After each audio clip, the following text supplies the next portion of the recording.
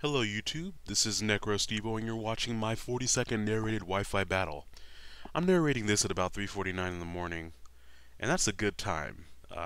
If you guys actually ever want to battle me, you're more likely to find me up at weird times late like this, because I study a little bit better when it's late at night. So I guess my brain is a little bit more active. That and I generally just don't sleep. But anyways, on to the battle. This is a match against Michael that I had last week, I believe. I wanted to test out several new things during this battle, and he just brought a generally new team as well. He had some familiars on there, but not all of them. Starting off with Choice Scarf Zoroark disguised as my throw. My throw that I have is actually a specially defensive one with bulk up, so kind of the same idea that Scrafty has going on. But I figured he would just stay in and set up Stealth Rocks, and I knew that he had the Focus Sash, so why not just go ahead and break that and get it out of the way with. I get the accuracy drop in the first one, so if for some reason, uh, I missed my night days off of the 95% accuracy, maybe he would miss his attack. So I just stayed in, went for another one, and knock out that Azelf. So off to an early 6-5 lead. He brings in Lucario to resist the obvious choice move, and so I switch into my Gyarados, which this is a regular Intimidate Gyarados. It's kind of a more bulky build, but I also gave it some attack. And I've been trying out Aqua Tail versus Waterfall. Aqua Tail gets some notable KOs that Waterfall can't get. But the Intimidate right there was nice because I'm able to not take that much from Extreme Speed. And expecting him to swap out right there, I went for Dragon Dance. He could have gone for Stone Edge, I think is the only move that he could really hit me with. I don't think Lucario gets Thunder Punch. Anyways, I know Dusclops is definitely going to go for some type of Will-O-Wisp or something like that, so I just stayed in, went for the taunt. He expected that and went for Shadow Sneak, but based off of how little that did, I can tell he doesn't have very much attack EVs. Which, why would you? Dusclops has great defense, so if you're going to go defensive, use Dusclops. If you're going to go offensive, use Dusknoir. He just stays in and is hitting me with Pursuit and Shadow Sneak alternatively. And I normally put leftovers on this Gyarados, but when I was battling it online on Cerebi chat, it kept getting Thunder Waved or put to sleep. So I was trying on a Lumberry, and I didn't even get a chance to use it here. So right here, he swaps out, expecting me to continue going for the Aqua Tails, and right there I just went for another Dragon Dance, knowing that if push came to shove, I can Dragon Dance up and maybe try to finish him off from that amount of health. Expecting him to expect me to switch, I went for Taunt, expecting maybe the Sleep Powder or something like that. And that's fine because he goes for Toxic. I use Return, and I was extremely... Venusaur, to be clear, is my favorite Pokemon, but I was extremely disappointed by how much damage that Gyarados did to that Venusaur. So Shesaryu did not really come through there, and clearly he has a very bulky Venusaur. And now Venusaur is in OU because of its awesome Chlorophyll ability. I wish we would get that promotion here in the States so I could use my favorite Pokemon in that capacity. That would give me 4 different Venusaur builds, which would be awesome.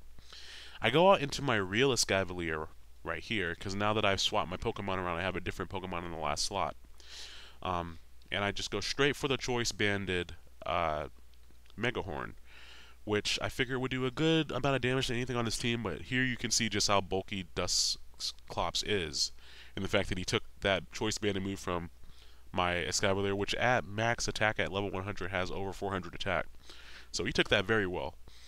Here I go out on the Rock'em. You see the Stealth Rock damage right there, and you can tell it is the real thing. He makes a very good move and goes for Pain Split.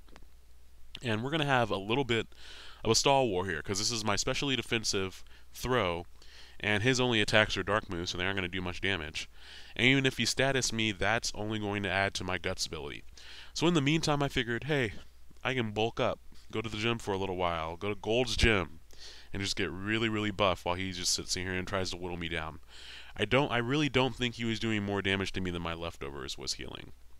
But I didn't know if he knew that I had payback or not, so I was trying in all this bulking up to bulk up to the point where I could hit him on the turn that he hit me with Pursuit, or even Shadow Sneak, and then I'd have enough to kill him in one shot, because I knew, based on how well he took that Megahorn, I would need several bulk ups to kill him in one shot. So I think I get all the way up to plus 3 or 4 with the bulk ups, which is fantastic because then I'm basically negating the Shadow Sneak and Pursuit damage and powering myself up. Uh, but since this is a stall war, I hope you all are enjoying the poke effects down there at the screen, at the bottom of the screen. I really like Throw. One of my other friends uses Sock. I haven't actually trained a Sock, but he uses it to great ability. But I use Throw on my in-game team going through the game, and that was a lot of fun sweeping through entire teams with his Storm Throw ability, Storm Throw attack. Because getting automatic critical hits is fantastic. So I think now that now that I got my HP back up to around half, here I finally go for payback. Which I was like, okay, this is gonna kill him. I have +4, and I have the payback boost, and it still doesn't kill him. And I was like, really? Now he's just gonna pain split or something like that. Expecting him to just pain split again, I bulk up again. He is so buff. He does not fit in his judo outfit. But yeah, that is what he does. Pain splits again. Now that I have another bulk up, I know that I can take him out with another payback, because last time he was at much higher HP. I was hoping to get out of this encounter with higher HP overall, but you do what you can. So in going for that payback, that's going to finish him off, finally. Tired of looking at that thing's one evil eye. Oh wait, nope, it didn't finish him off. I don't have on my glasses. Yeah, I sound like an old man. Anyways, he's still alive, holding on barely. And here I just go straight for another payback. Alright, so now he is dead. He's not going to live with that little small sliver of health. Good grief, Michael. You really built a beast right there. I don't know what type of EVs you gave it, but jeez, annoying. Alright, so now that he's finally dead, he goes out into his Hydreigon. I don't think that he realized I was specially defensive. He goes for Dragon Pulse. He's obviously going to outspeed. And I really was thinking I could take that, even at, only the 40 or 30 so percent HP that I was at. And I just go for Circle Throw. So I basically grab him like Abel from Street Fighter and throw him way up in the air, throwing him out of the ring completely, which completely KOs him. So Rock'em was able to take out 2 Pokemon this match. I need to play around with his EVs a little bit more. Maybe he needs more attack, maybe less special defense. I don't know. I wasn't sure what his Starmie was going to do, so I just stayed in. Went for a Circle Throw in case for some reason he did decide to set up, or I don't know. I wasn't really sure what he wanted to do with that, because Starmie can do a lot of different things. I go into a Scavalier again, but now that it's a Scavalier, you can't really tell if it's a Scavalier or Zoroark because the Stealth Rock damage is neutral to both of them. So I like disguising it as this more because I don't think that he realized that I had my Zoroark in right there, and I'm able to outspeed him with Choice Scarf, Night Daze, and knock him out. Fantastic play right there, but now again he recognizes that it is what it is, brings in Lucario to resist it again, and I have Electros because I knew close combat would probably only do around half, and this is a Coil, Thunder, I think Brick Break, and Flamethrower Electros, but he has the high jump kick, which I don't think I have ever seen on a Lucario before, and that does a ton of damage to my Electros, which has special defense EVs, but not defense EVs because he has Coil.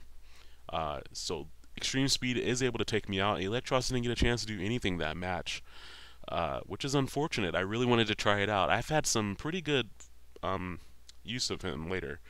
But here I bring in a Scavalier again, and again he still doesn't really know which one it is, because it's still Zoroark, and I have the Choice Scarf Flamethrower to go for that. Now the better move right there on his part maybe would have been to go for Extreme Speed, but I don't think that he realized that it was Zoroark. But at this point, Venusaur is the only thing that he has left, and here you'll see again just how bulky Venusaur is, as that Flamethrower doesn't even do half. Since that's his last Pokemon and I still have my real Escavalier left, I'm just going to go for a Flamethrower until he knocks me out. That Giga Drain healed a lot, had me thinking that he was Big Rooted. But when it comes out, Chlorophyll Venusaur, when that hits stateside, I don't think I can trade for one because the promotion ones are only male, so you can't even breed the Dream World ability onto it. I will definitely be running a mixed Venusaur growth Chlorophyll set, because that's going to be a monster. I had a special attacking tanky Venusaur back in 4th gen, and I had a special wall Venusaur, and I have a Sub-C Venusaur. So I have bred and EV trained and trained up to level 100, 3 different Venusaur sets, so that definitely tells you that he is my favorite Pokemon. So the last thing here is a Scavalier. Just going to go for that Choice Banded Mega Horn. No reason to, mess around or do anything like that. He has synthesis, which basically makes that Venusaur a very good counter to Sun teams. Because I believe he said he did have Chlorophyll on that Venusaur. So it's super bulky, has Chlorophyll to speed itself up, and then he can still recover his health off with Synthesis and Giga Drain. But that is the end of that match. Michael, thank you for yet another good match. If you all did like the Pokemon that I used, be sure to let me know. I finally finished breeding Corsola and a few others, and I'm training them up now. So look for those in the future, and have a great day.